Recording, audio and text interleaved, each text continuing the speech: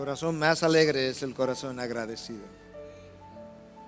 Se alegra cada mañana de las bendiciones de Dios. Abre tu palabra o enciéndala si tiene la Biblia en electrónico. La segunda carta a los Corintios, capítulo 8. Hoy nosotros estamos introduciendo, en cierta manera, los capítulos 8 y 9 de esta carta, porque esos dos capítulos tratan un solo tema. Yo creo que si nosotros tuviéramos solamente esos dos capítulos de toda la Biblia, nosotros tuviéramos suficiente información para saber cómo dar a Dios. Aquí hay suficientes verdades para hacer una de varias cosas, y eso que esas verdades hagan tienen que ver predominantemente o con mi grado de humildad o de orgullo, pero aquí hay suficientes verdades para animarnos de la mejor manera posible a dar para Dios, de una manera gozosa, sobreabundante, pero también aquí hay verdades para humillarnos y avergonzarnos a cada uno de nosotros. Si tú lees y asimilas lo que Pablo tiene que decir, se terminaron para siempre las discusiones acerca de si el diezmo es para el día de hoy o no es para el día de hoy. Jamás volverá a mencionar esa palabra. Dios tiene múltiples formas de revelar nuestros ídolos, y lamentablemente asimismo nosotros también tenemos múltiples formas de ocultar la revelación de Dios. Y yo creo que cuando tiene que ver justamente con el dar, entre otras cosas, Dios está tratando de liberarme de uno de los más grandes, si no el más grande ídolo de la humanidad. Es por mi bien que me pone a dar. Él no necesita de mí. Él creó el universo de la nada, habló y las galaxias fueron hechas. Y en la medida en que yo comienzo a descubrir mis ídolos, o Dios comienza a poner luz, a encender la luz sobre mis ídolos, yo puedo cerrar los ojos y no querer ver lo que Él me está enseñando. Entonces yo pudiera, de una manera práctica, conociendo la maldad de la carne, tratar de ayudarme a mí mismo y preguntarme, por ejemplo, ¿por qué me duele tanto deshacerme de esta cosa o de este hábito o de este dinero, de esta práctica? Porque yo creo que esa pregunta sola va a revelar uno o más ídolos. O yo pudiera preguntarme si yo estoy dispuesto a pecar para retener aquello que no quiero dar. Por ejemplo, estoy dispuesto a pecar al no pagar mis impuestos porque yo no lo quiero dar eso. La palabra de Dios es clara y nos manda a pagar nuestros impuestos. Yo decía tempranamente que mi contable es parte de la membresía de esta iglesia, sabe que es verdad. Cuando yo pago mis impuestos, eso es un día de gozo para mí, porque yo me digo a mí mismo, este dinero no tiene señorío sobre mí, ahí va. Y es un día, cada día, de liberación. No tengo que cuestionar las motivaciones de cómo será usado, excepto si será usado de manera pecaminosa a través de leyes que contradicen directamente la palabra de Dios, pero yo obedezco lo que la palabra dice. Yo puedo preguntarme también si estoy dispuesto a pecar para conseguir eso que ahora no tengo. Hay cosas que no tenemos, pero estoy dispuesto a pecar para tenerlo. Porque esas cosas, esas preguntas son reveladoras de mis ídolos. Y yo menciono todo eso porque frecuentemente nosotros luchamos con nuestros ídolos a la hora de dar. Porque no solamente damos de nuestras finanzas, hay muchas otras cosas que pudiéramos dar también. Aquellos de ustedes que tienen años con nosotros saben que raramente hablamos del dar, pero también saben al mismo tiempo que nosotros predicamos lo que el texto dice, y teníamos ya varios meses recorriendo la segunda carta a los Corintios y llegamos al capítulo 8 y el capítulo 9. Yo sé que algunos hubiesen deseado que yo saltara al 10, pero lamentablemente no podemos. Exponemos todo el consejo de Dios. Ahora, estos dos capítulos son sumamente instructivos y mucho va a depender de cómo yo quiera escuchar la palabra de Dios, la disposición de mi corazón. De manera que yo voy a pausar otra vez y yo voy a darle un minuto o dos para que usted ore a Dios por usted y le pida a Dios que a través de la exposición de su palabra, si usted quiere ser veraz en esta área en particular de su vida, que Dios ilumine todos los faroles posibles de su conciencia, de manera que en la medida en que la palabra es expuesta este domingo y los próximos domingos relativos al capítulo 8 y 9, Dios puede hacer un gran trabajo en su corazón, en su mente, en su familia. El tiempo es tuyo ahora para orar. Si quieres ser veraz con Dios en esta área.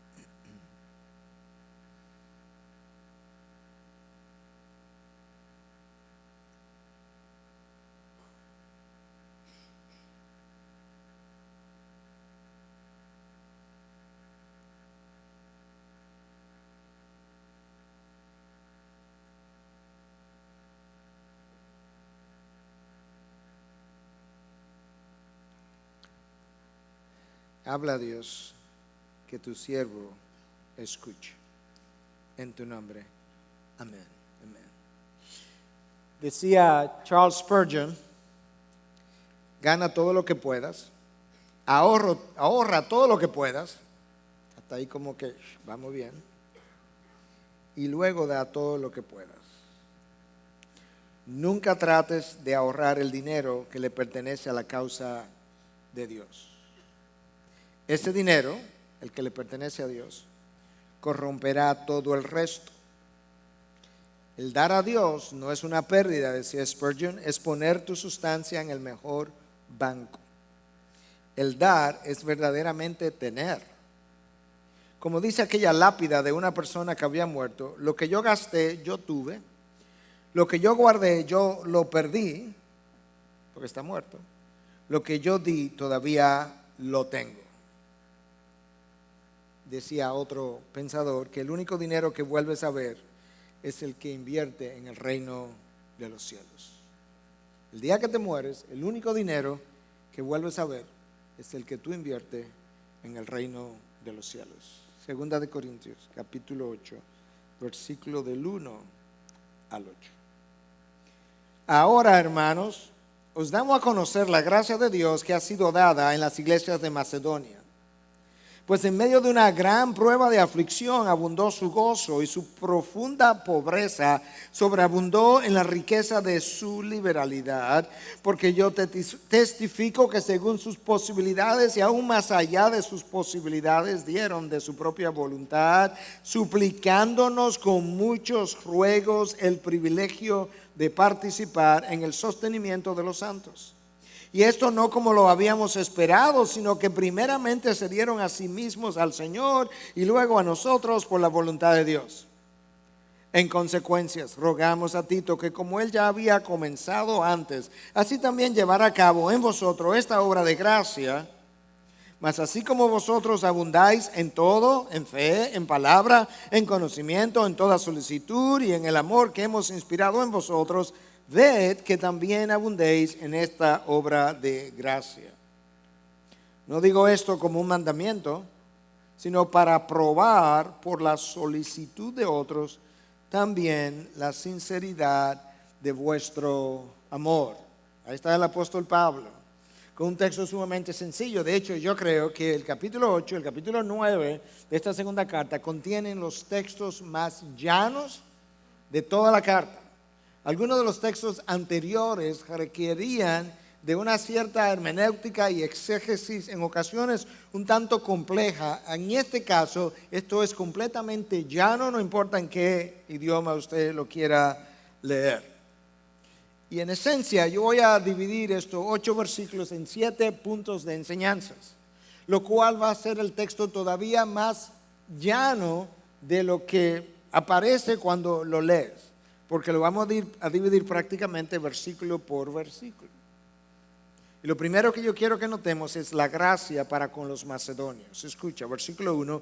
Ahora, hermanos, os damos a conocer la gracia de Dios que ha sido dada en las iglesias de Macedonia. El apóstol Pablo comienza con esa palabra ahora. ¿Por qué? Porque él está cambiando el tema. Él venía tratando temas muy distintos a lo que él ahora está abordando. Y yo no puedo olvidar el contexto en que estas cartas se escriben. No era la época de los emails y de los celulares, donde yo hoy le voy a enviar una carta a los corintios que le hable de ofrendar y mañana le voy a hablar del problema que ellos han estado teniendo conmigo. No, en otras palabras, había que ponerlo todo en una sola carta, y es por eso que a veces nos parece como un tanto abrupto que Pablo pase de un tema a otro, pero es que era una carta que iba a durar, sabrá Dios cuántas semanas en llegar, y nadie sabía cuándo se podría escribir la próxima carta para enviar también. Y ahora entonces él comienza este texto diciendo, ahora vamos a hablar de otra cosa. Ahora, hermanos, se dirige a ellos como hermanos, por tanto le está hablando a una congregación que, a pesar de la inmadurez que habían exhibido, eran hijos de Dios. Él le llama hermanos. Y él quiere darle a conocer no el carácter de los macedonios, sino la gracia de Dios que ha sido dada en las iglesias de Macedonia, que resultó en la obra que ellos llevaron a cabo. De manera que una vez más Pablo nos está ayudando a ver que Dios es el iniciador de todas y cada una de las virtudes que encontramos en el ser humano y en particular en sus hijos. Cuando el apóstol Juan nos dice en su primera carta, en 4:19, que si nosotros amamos a Dios es porque Él nos amó primero, nos está enseñando que Dios es el iniciador otra vez del amor que yo puedo tener por Él, porque si Él nunca me hubiese amado, yo jamás pudiera amar a Dios en retorno. Y lo mismo ocurre ahora a la hora de ofrendar. Es que por la gracia de Dios, Él me capacita para hacer devolver a su causa lo que Él ya me dio en el primer lugar. Y los macedonios dieron de una manera extraordinaria, y por tanto Pablo quisiera que los corintios pudieran ver a esas iglesias como ejemplo, pero a la vez que ellos puedan conocer algo que él le habló a los filipenses en 2:13, cuando le escribió y le dice que Dios pone en nosotros el querer como el hacer, y cómo lo hace por medio de su gracia. Y por tanto ahora le dice, ahora, hermanos, yo quiero dar a conocer la gracia de Dios dada a las iglesias en Macedonia. Dios le dio una gracia especial a esta iglesia para esto. Ahora escuchen, porque nosotros pudiéramos decir, bueno, pues si yo soy tímido con el dinero, para no decir tacaño, es porque Dios no me ha dado suficiente gracia. No funciona, no trabaja de esa manera. Nosotros no pudiéramos decir, bueno, como yo no soy Dios encarnado, Cristo no es mi modelo, yo no tengo que vivir como Él vivió. Tampoco pudiera decir, bueno, como yo no fui nunca al tercer cielo, eso que Pablo dice, imítenme a mí como yo a Cristo, yo no tengo que imitarlo porque yo no tengo la gracia que Pablo tuvo. No trabaja de esa manera, sino que Dios nos da estos ejemplos justamente para poder ver en carne propia lo que yo debo hacer en mi vida diaria. La fuente de la gracia, Dios, es lo que le permitió a los macedonios, a los creyentes de las iglesias de Macedonia, vivir de esta manera. Ahora, permíteme un tecnicismo por un minuto y continúo. En la manera en como esto está escrito en el lenguaje original, el versículo 1, ahí hay en el tiempo del verbo un participio perfecto. Lo que implica es que esto que Pablo está diciendo de esta gracia que le fue dada a los macedonios y como ellos estaban manifestándose, no fue un evento de un fin de semana, de una semana, algo puntual, sino que continuaban disfrutando de esa gracia. Ese es el tecnicismo. Eso es algo que Dios le ha dado a estas iglesias y que estas iglesias han manifestado y continúan manifestando hasta el día de hoy. Segunda observación, está hablando de las iglesias de Macedonia. ¿Cuáles eran? Hasta donde nosotros sabemos, involucra a Tesalónica, a Filipo y a Berea. Por lo menos esas tres. Estas son las iglesias que han estado bajo esta dificultad. Y Dios le concedió a estas iglesias una gracia especial para dar. Y cuando ellos recibieron esa bendición de parte de Dios, ellos pasaron esa bendición a otros, de tal forma que ellos simplemente fueron receptores e instrumentos que permitían que la gracia de Dios fluyera no solamente hacia ellos, sino a través de ellos. Y por tanto, a manera de aplicación, yo quiero decir que cuando Dios nos bendice y nosotros retenemos con nosotros la bendición que Dios nos ha dado y no bendecimos proporcionalmente a otros, eso con lo que nosotros no quedamos tiende a corromperse, lamentablemente. Ahora, alguien pudiera decir, bueno, pastor, yo últimamente he revisado mis finanzas y si usted supiera, mi dinero no está corrompido. Y no estoy dando tanto como usted piensa que debiéramos estar dando.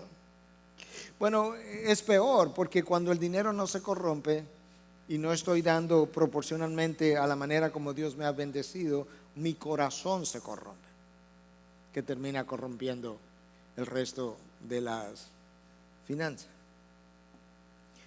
Punto número 1, la gracia de Dios dada a los macedonios es la gracia dada a nosotros en diferentes formas y maneras con la cual yo debiera estar bendiciendo a otros proporcionalmente a la bendición recibida.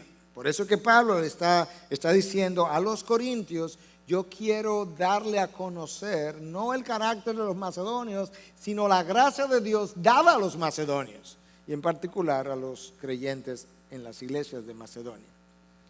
Segunda enseñanza, recuerde que esto es un texto sumamente llano, quizá uno de los textos más fácil de exponer y de enseñar. Enseñanza número 2, es posible disfrutar gozo abundante en medio de la aflicción y tener generosidad en medio de una profunda pobreza. No solamente posible, está aquí como algo que ocurrió. Escúchalo en versículo 2.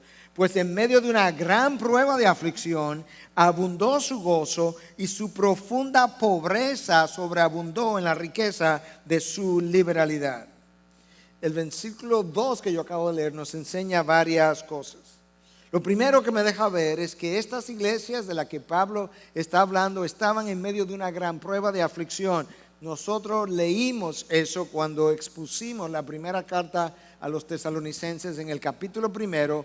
Pablo hablaba del ejemplo que ellos habían sido en medio de una gran aflicción y ahora Pablo trae eso en el contexto de la segunda carta a los Corintios. Esta aflicción en medio de la cual ellos se encontraban no era fruto de pecado.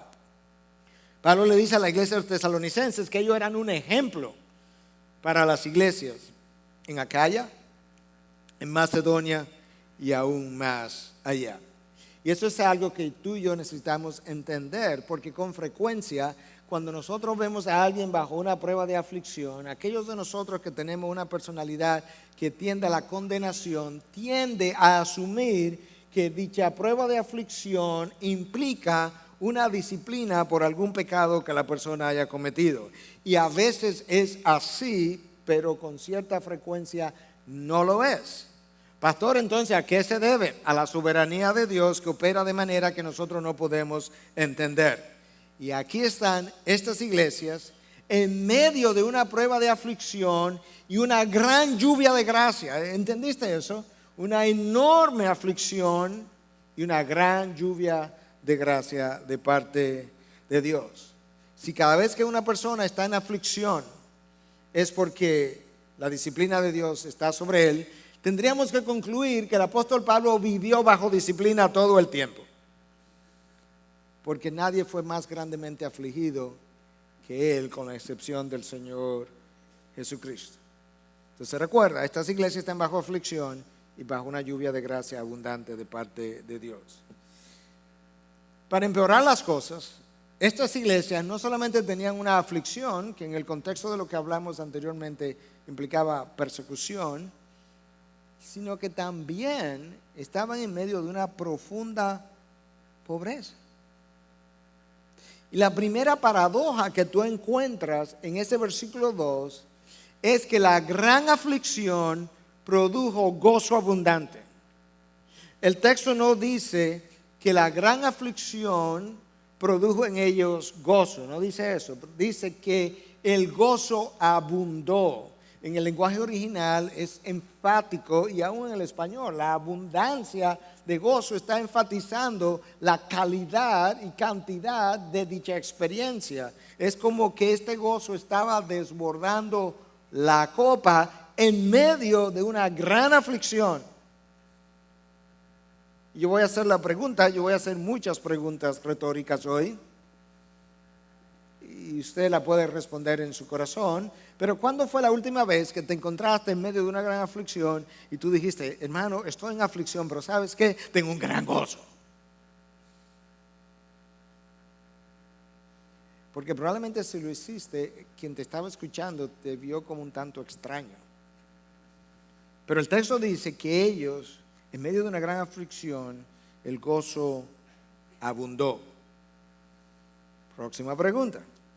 ¿Qué hace posible que una persona pueda tener gozo en medio de una profunda aflicción? Porque si nosotros no cuestionamos el texto bíblico y no cuestionamos nuestras vidas, nunca vamos a entender cómo hacer estas cosas.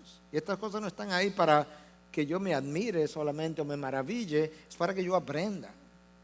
Entonces, ¿cómo es posible que esta gente experimentara gran gozo en medio de una gran aflicción? Y la respuesta es básicamente una, y es que yo necesito entender que no importa la circunstancia en la que yo me encuentro, yo estoy allí por diseño de Dios.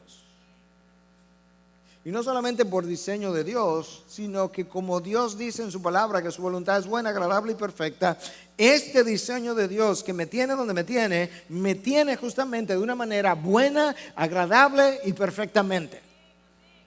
Cuando tú puedes ver la vida de esa forma, entonces tú puedes reaccionar de una mejor manera. Piénsalo de esta manera. Alguien que quizás se infectó la pierna y la pierna tienen que amputarla. Cuando tú amputas esa pierna, el paciente, eso sería como motivo de aflicción para un paciente. Pero si él descubre o supiera a ciencia cierta en el momento de la amputación que es la pierna o su vida, él tendría gran gozo que hay un cirujano dispuesto a amputar su pierna. Y ese es nuestro Dios, porque Él sabe lo que yo no sé. Lo próximo que el versículo 2 me enseña es que estas iglesias se encontraban en medio de una profunda pobreza. Eso es una forma poética de ponerlo. Estas iglesias eran paupérrimas, por eso es profunda pobreza. Paupérrimas, ya no podían ser más de ahí. Y resulta que esa profunda pobreza resultó en una liberalidad a la hora del dar. Esta es la otra paradoja del versículo 2. Es que la pobreza no produjo escasez de la ofrenda, sino abundancia de la ofrenda. Y esa es la razón por la que en varias ocasiones que he estado en conversaciones con miembros de esta iglesia y de otras iglesias por igual, en este país y fuera de aquí, cuando se habla de que bueno, las ofrendas han bajado y eso tú sabes, tiene mucho que ver con el estado de la economía, yo digo absolutamente no. ¿Qué tiene que ver una cosa con la otra? O sea, el mercado de valores maneja a Dios. Dios es dependiente de cómo fluctúa el mercado de valores. Las estadísticas en Estados Unidos han mostrado una y otra vez que el mejor tiempo de ofrenda de las iglesias ha sido en los momentos de dificultad de las iglesias. Y aquí están las iglesias de Macedonia para probar la misma cosa. Escucha lo que no puedes olvidar, que el gozo en medio de la aflicción es el fruto de la gracia de Dios que está visitando a los macedonios, y de esa misma manera la abundancia de lo que es el recogido de la ofrenda es el fruto de la gracia de Dios visitando las iglesias de Macedonia. El testimonio de estas iglesias es impresionante. Ni la aflicción ni la pobreza pudieron robarle ni el gozo ni el privilegio de dar. Recuerda una vez más que Dios se llevó a 2 millones de personas para el desierto 40 años sin bolsa de valores. Próxima pregunta. ¿Qué se requiere para dar abundantemente en medio de la escasez? Yo quiero creer que usted quiere tener un corazón como estos macedonios. Y que por tanto, si ellos fueron capaces de dar abundantemente en medio de la escasez, usted quiere saber qué se requiere para dar de esa manera. Bueno, hay varias cosas que yo entiendo se requieren. En primer lugar, se requiere de gratitud para saber que aún la escasez en la que me encuentro es provista por Dios. Pastor, no entiendo. ¿Qué no entiende? Si Dios es el orquestador de mi vida, obviamente la abundancia y la escasez tienen que ver con su plan para con mi vida. Se requiere gratitud, se requiere fe en el Dios proveedor de dar aún cuando nosotros no tenemos. Yo voy a tratar de mostrar eso a través de la Biblia para que no quede como una opinión del pastor Núñez. Y se requiere entendimiento de los propósitos de Dios. Gratitud, fe, entendimiento. Ilústrelo, pastor. El profeta Elías es enviado a la viuda de Sarepta. Dios tiene un propósito. Damos entendimiento de los propósitos de Dios. Él llega a la viuda de Sarepta, le dice que le dé de comer. La viuda le dice, de comer, yo tengo que le dé pan. Y el pan se hace con harina y con aceite. Y la viuda le dice, yo tengo harina y aceite para mí, mi hijo y para un día. Y él le dice, sí, yo sé, pero la harina que tú tienes y el aceite que tú tienes, dámelo y dámelo a mí primero antes que para ti y que para tu hijo. Y yo te garantizo que tú tendrás provisión para ti, para tu hijo y para mí. Y la viuda, de alguna manera, dada por Dios, entendió los propósitos de Dios, hizo exactamente como Elías. Y el texto dice que todos los días que Elías estuvo con ella, hubo harina y hubo aceite para él, para la viuda y para su hijo. Ahora escúchame, cuando nosotros hablamos de estas cosas, no estamos hablando del Evangelio de la Prosperidad. El Evangelio de la Prosperidad habla de que cuando tú le das a Dios para activar una fuerza de la reciprocidad por medio de la cual esa fuerza obliga a Dios a devolverte y a devolverte con creces. De eso habla Benihín, Cash Luna, Guillermo Maldonado y todos sus discípulos. Eso es una herejía y todos los que enseñan ese tipo de enseñanzas son herejes. Yo estoy hablando de eso, yo estoy hablando de confianza en la provisión de Dios conforme a la revelación de la palabra de Dios. En medio de pruebas, en medio de aflicciones. Tanto en el Antiguo Testamento como en el Nuevo Testamento. Los que tuvieron mucho y los que tuvieron pocos, dieron. De hecho, en la época en que el diezmo había sido instituido, el diezmo era igual para los que tenían mucho y los que tenían menos, porque los más favorecidos somos nosotros al dar, porque estamos luchando, debilitando el más grande ídolo de toda la humanidad desde que la humanidad existe. Esta iglesia estaba en una condición paupérrima y dieron no por la abundancia de recursos, sino que dieron con abundante gozo y con abundante liberalidad por la abundancia de fe en el Señor. Por eso dieron. Pero también ellas dieron de esa manera porque el dinero no era uno de sus ídolos. Cuando tú tienes poco, el dinero no puede ser tu ídolo porque ni siquiera lo tienes. Es cuando lo tenemos que el dinero se levanta como un ídolo en nuestros corazones. Lo que hace difícil dar u ofrendar no es el que tengamos mucho o poco, sino que el dinero es el ídolo número uno de la raza humana. Y los ídolos son dioses funcionales Y los dioses no se comparten, porque son dioses. Entonces yo, cuando comienzo a entender esas cosas y Dios es capaz de destruir ese ídolo, se me hace mucho más fácil dar para Dios, y aun cuando es simplemente para beneficio de otros. Tercer punto de enseñanza: la escasez no es justificación para no dar. La escasez no es justificación para no dar. Versículo 3. Porque yo testifico que según sus posibilidades y aún más allá de sus posibilidades dieron de su propia voluntad.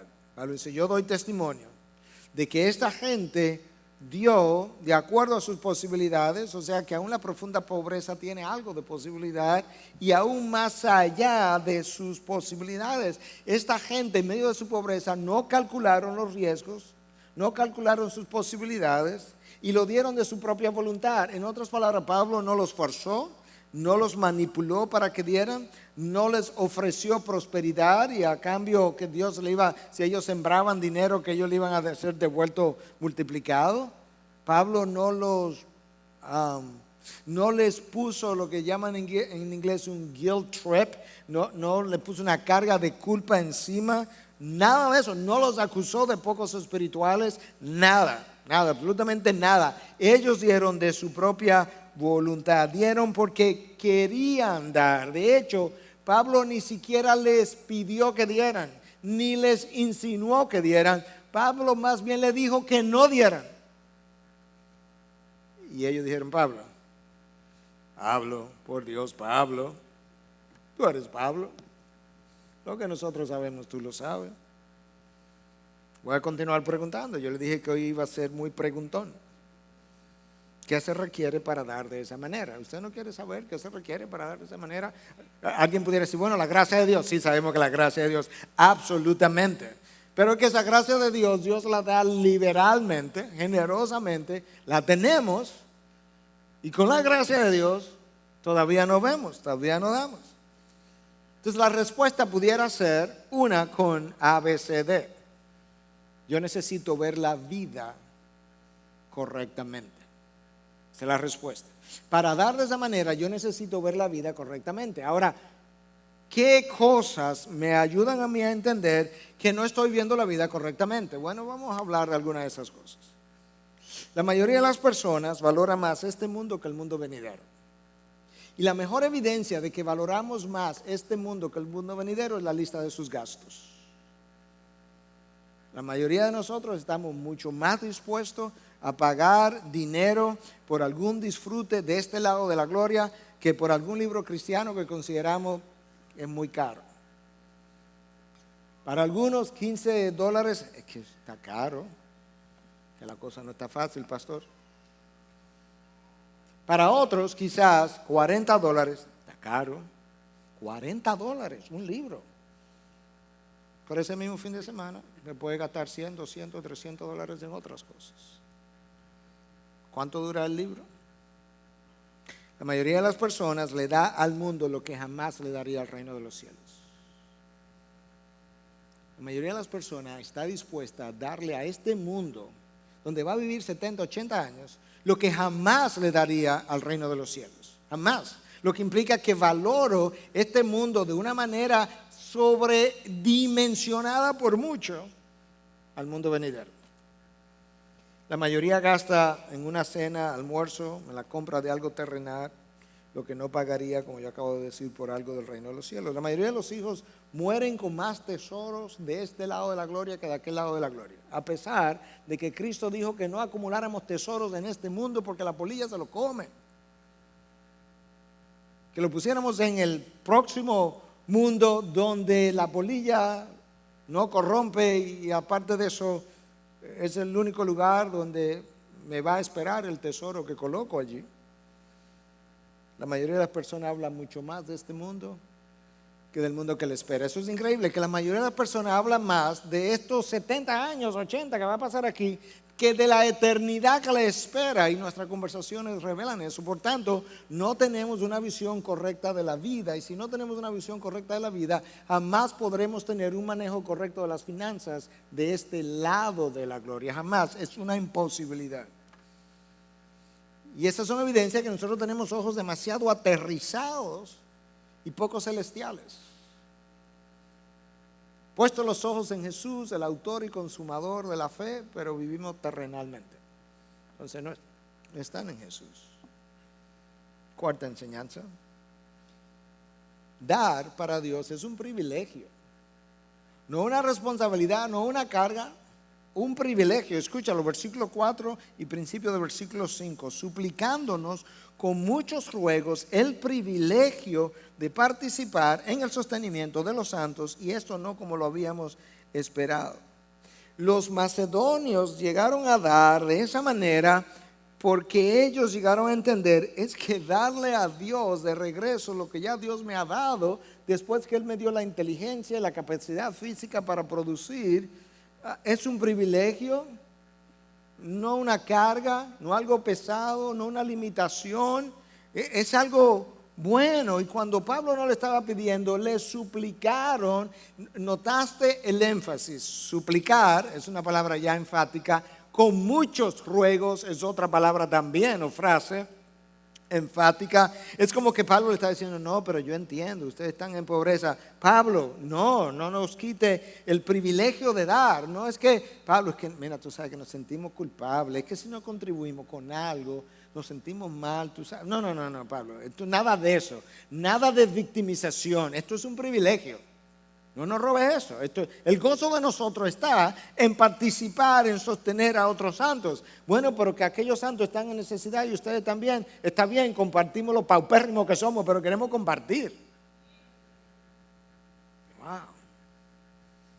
Y Pablo dice, escucha lo que Pablo dice. Y esto, no como lo habíamos esperado. En otras palabras, yo no esperaba. Yo me sorprendo de que esta gente sea así. Yo me sorprendo de la disposición de corazón de estos hermanos. Eso es lo que Pablo está diciendo. Él está sorprendido de que, de la abundancia de su dádiva, de la generosidad de su corazón, de los ruegos insistentes que ellos tuvieron frente a Pablo. Eso es raro, extremadamente raro. Pero por eso digo que la escasez nunca es justificación para no dar. Pablo fue sorprendido. ¿Y sabe quién más fue sorprendido? El Señor Jesús. Voy a leer la historia. Pero el Señor Jesús un día fue al templo y se sentó frente al arca donde la gente venía a dar dinero. Y él veía cuánto daba cada quien. Te lo voy a leer ahora. Imagínate que yo me siente frente a una urna de estas en la iglesia. Y cuando la gente venga a dar, yo comienzo, ¿y tú cuánto traes? ¿Y cuánto? Tampoco. Mira lo que Marcos cuenta en el capítulo 12, versículo 41 al 44. Jesús se sentó frente al arca del tesoro. Esto no es una parábola, Jesús se sentó un día y observaba cómo la multitud echaba dinero en el arca del tesoro. Porque era un arca, no era como, ¿sabes? Que nosotros tenemos una rendija y unos sobrecitos para que nadie vea. Y tú sabes cómo son las cosas en el siglo XX y XXI. No, esto era un arca, la gente venía y se veía, la gente hacía alarde de lo que traía. Echaba dinero en el arca y muchos ricos echaban grandes cantidades. Y llegó una viuda pobre y echó 2 pequeñas monedas de cobre, o sea, un cuadrante. Esto era como la moneda más chiquita que se podía pensar. Y llamando a sus discípulos, Jesús está sorprendido. O sea, él llamó a los discípulos. Él fue y cuando lo vio dijo, discípulos, vengan, yo tengo que contar esto. En verdad os digo que esta viuda pobre echó más que todos los contribuyentes, no que uno, que todos, al tesoro, porque todos ellos echaron de lo que les sobra, pero ella de su pobreza echó todo lo que poseía, todo lo que tenía para vivir. O sea, Jesús, que cuando ella se fue de aquí, llegó a su casa, no tenía otro cuadrante más. No, dijo que tenía todo, echó todo lo que poseía para vivir. Ella dio más que todos. Y nosotros hemos dado, honestamente, todos los que dimos hoy, lo dimos de algo que nos sobraba. Pero Jesús está impresionado con esta viuda que dio de esa manera. Cristo dijo en otro momento, en otro contexto, si das a los que, perdón, si amáis a los que os aman, no tenéis ningún mérito. Y quizás pudiéramos, decir que Cristo pudo haber dicho algo similar: si das de lo que te sobras a Dios, ¿pues qué mérito tenéis? Filántropos también hacen eso, y otros que no son cristianos también. De manera que lo que Pablo está ayudando a los corintios a entender es que cuando Dios da una gracia, y esa gracia pues nos mueve a hacer cosas, en este caso a dar, Dios no está tratando de empeorar nuestra situación. Dios está ayudándonos a entender que la gracia de Dios me puede sostener en medio de la peor dificultad. La viuda de Sarepta dio lo último, lo que le quedaba. La viuda que Cristo vio dio lo que le quedaba. Las iglesias de Macedonia dieron de lo poco que tenían, de manera que estas iglesias, Tesalónica, Berea, estas son las iglesias básicamente que estaban en Macedonia, Tesalónica, Berea y Filipo, tienen una misma actitud. Pero cuando Pablo le escribió a los tesalonicenses en su primera carta, les dijo que ellos habían constituido en un ejemplo para todas las iglesias en Acaya, en Macedonia y aún más allá, de forma tal que parece que el ejemplo de los tesalonicenses fue copiado por otras iglesias en Macedonia, y ahora toda esta gente están imitándose uno a otros, y en medio de una gran tribulación y en una prueba de escasez, ellos dieron deliberadamente. ¿Cómo yo llego otra vez a ser como esta gente? Se la pregunta. Próximo punto de enseñanza, versículo 5. Para dar, primero yo debo darme a Dios. Míralo aquí en la segunda parte del versículo 5. Sino que primeramente se dieron a sí mismos al Señor y luego a nosotros por la voluntad de Dios. En ese orden. Obviamente, hermano, todo el que ha nacido de nuevo se ha dado a Dios. Pero tú y yo tenemos que admitir que no todo el mundo se ha dado a Dios de la misma manera. No todo el mundo se ha dado a Dios como el apóstol Pablo se dio. De tal forma que de alguna manera Pablo entendió, esta gente en estas iglesias de Macedonia se ha dado a Dios de una manera especial, y por tanto, como se han dado a Dios de esa forma, se han dado a la causa de Cristo de la misma manera, y luego se dieron a nosotros. ¿Por qué? Porque el apóstol Pablo está haciendo una misión que tiene que ver con la causa de Cristo, de manera que se dieron a Dios y luego se dieron a nosotros, y están sustentando al apóstol Pablo. Ellos no pueden predicar, ellos no pueden viajar, ellos no tienen los dones y talentos del apóstol, pero ellos pueden apoyar a Pablo en su obra misionera, y eso fue lo que hicieron. De manera que yo tengo que pensarlo de esta forma. ¿Estoy yo buscando el reino de Dios primero y su justicia, o yo he agregado el reino de Dios a mi vida? Yo lo tengo, yo lo abracé, pero yo lo agregué. Está ahí en mi lista. Porque eso es lo que va a hacer la diferencia a la hora de leer la palabra, a la hora de orar, a la hora de confiar en Dios, a la hora de integrarme a una iglesia, a la hora de darle tiempo a la iglesia donde Dios me ha integrado, a la hora de ofrendar. Esto va a hacer una diferencia en todo el sentido de la palabra. Los macedonios se dieron al Señor y luego a nosotros, dice Pablo. Y ¿cómo lo hicieron? Por la voluntad de Dios. ¿Cómo por la voluntad de Dios? Porque Dios le dio una gracia. La gracia operando en ellos los hizo mover en esa dirección. Eso, el haberse dado a Dios así, el haberse dado a la causa de Cristo de la otra manera, produjo gran gozo en medio de la aflicción y abundancia al ofrendar para los santos, y ver el dar como un privilegio y no como una carga. Punto número 6 de enseñanza. Lo que hemos recibido por gracia debemos dar. Eso lo enseñó el Señor Jesús en Mateo 10. Dad por gracia lo que por gracia habéis recibido. Escucha cómo esto está dicho aquí en otras palabras, versículos 6 y 7. En consecuencia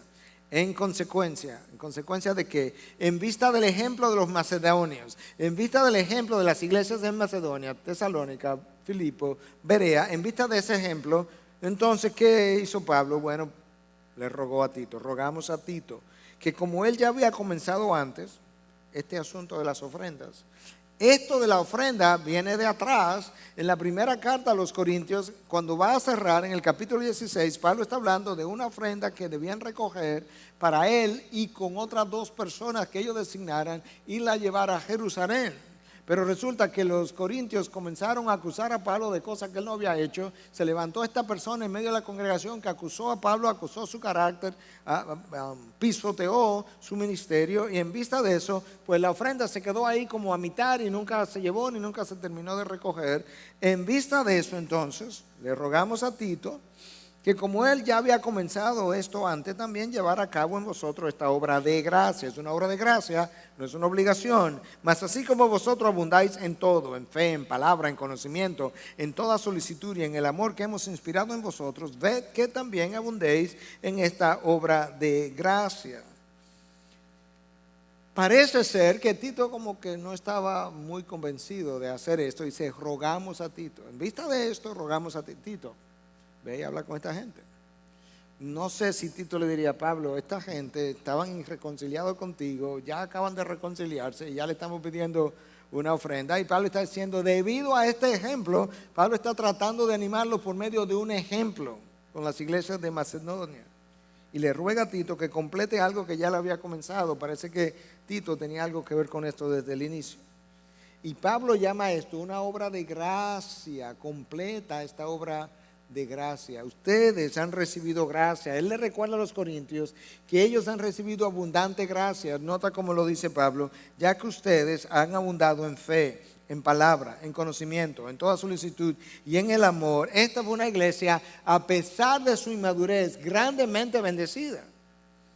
De hecho, en la primera carta a los Corintios, en 1:5, escucha lo que Pablo dice, porque en todo fuisteis enriquecidos en él, en toda palabra y en todo conocimiento, en todo fuisteis enriquecidos. Y ahora él le dice claramente en qué áreas: en fe, en palabra, en conocimiento, en toda solicitud y en amor. Ya que ustedes han recibido todo eso de gracia, pues darle gracia ahora que les toca dar.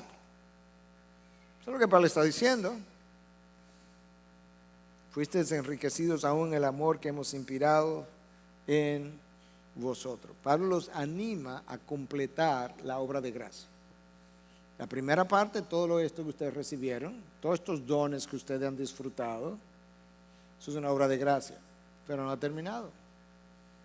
Los macedonios te están enseñando que hay algo más que debemos hacer. Y finalmente, y punto número 7 de enseñanza, el dar es motivado por el amor.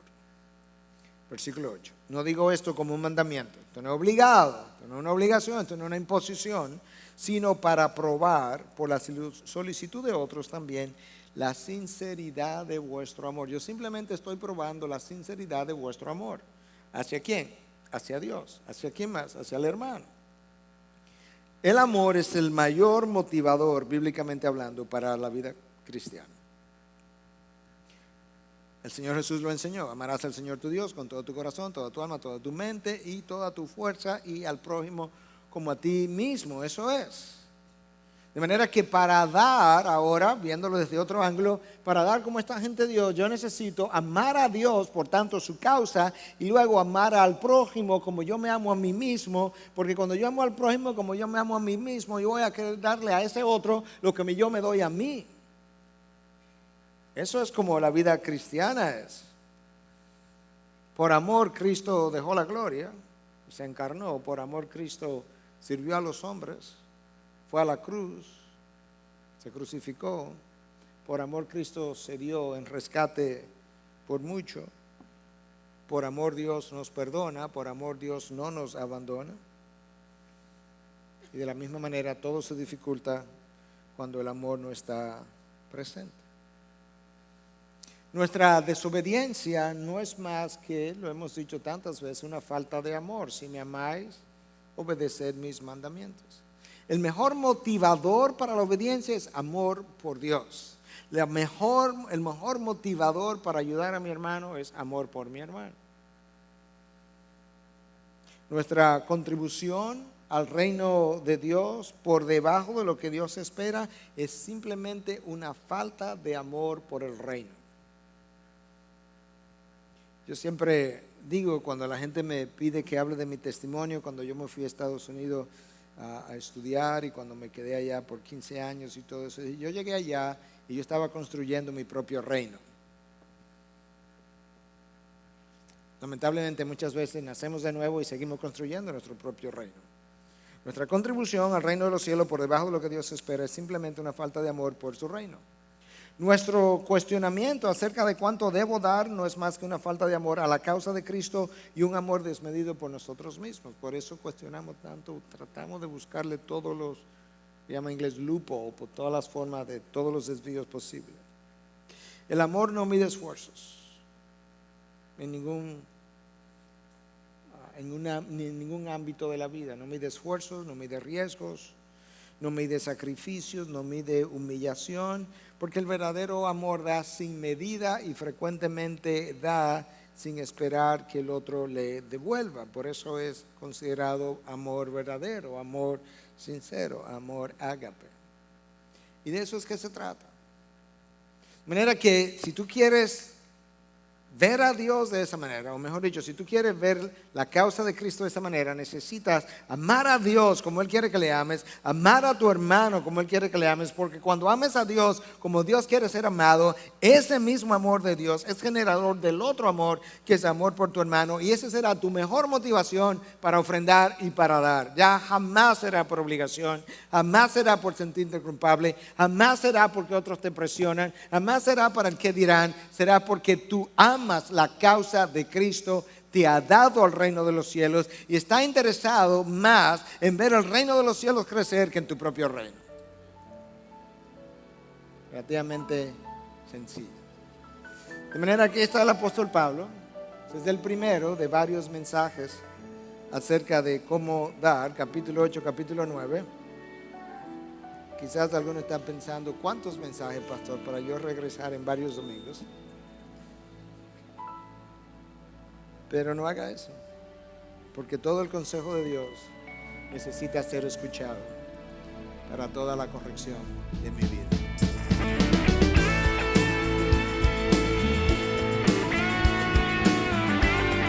Esta es una producción que llega hasta ustedes gracias a los aportes de individuos y empresas comprometidos con la defensa de la fe. Para más información, preguntas y comentarios, visite nuestra página de internet www.integridadisabiduría.org. En esta página encontrará información sobre la producción de este y otros recursos que ponemos a su disposición, como también las formas en las que usted puede contribuir con la producción de programas como estos. Les invitamos nuevamente a visitar nuestra página de internet www.integridadisabiduría.org. Será hasta la próxima, cuando nos reencontremos en su palabra.